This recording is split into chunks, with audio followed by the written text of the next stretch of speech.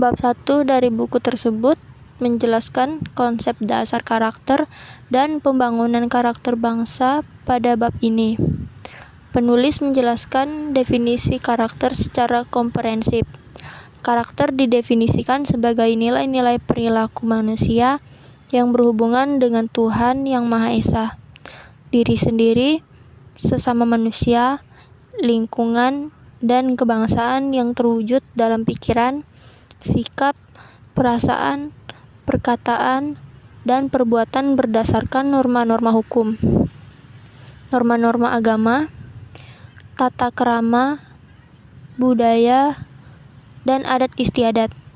Penulis menekankan bahwa karakter merupakan fondasi penting bagi kemajuan dan kejayaan suatu bangsa. Materi pada bab 2, nilai-nilai luhur budaya Indonesia sebagai model dasar pembangunan karakter bangsa. Pada bab ini, penulis mengupas nilai-nilai luhur budaya Indonesia yang dapat menjadi modal dasar dalam membangun karakter bangsa.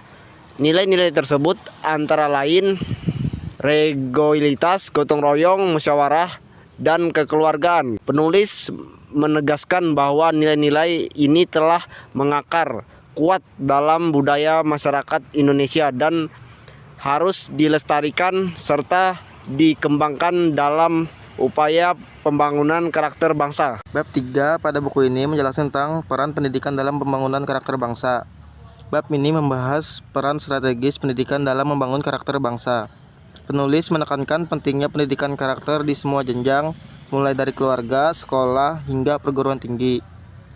Pendidikan dianggap sebagai agen utama dalam menanamkan nilai-nilai luhur dan membentuk karakter generasi muda sebagai penerus bangsa.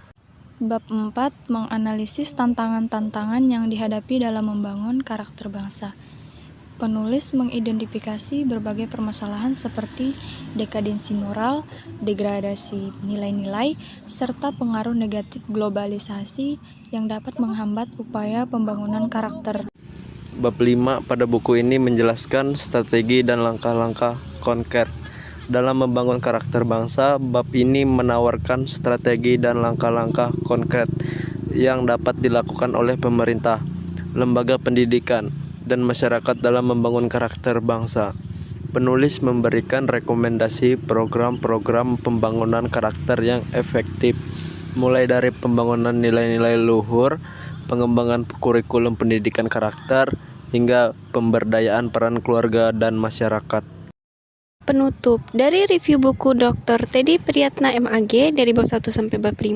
Penutup ini menegaskan kembali pentingnya pembangunan karakter sebagai fondasi bagi kemajuan dan kejayaan bangsa Indonesia di masa depan.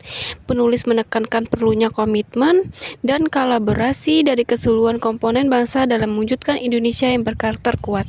Secara keseluruhan, buku ini memberikan pemahaman yang komprehensif dan konstruktif mengenai upaya pembangunan karakter bangsa Indonesia. Buku ini dapat menjadi referensi penting bagi para pemangku kepentingan, akademisi, dan masyarakat luas dalam mewujudkan Indonesia yang berkarakter kuat.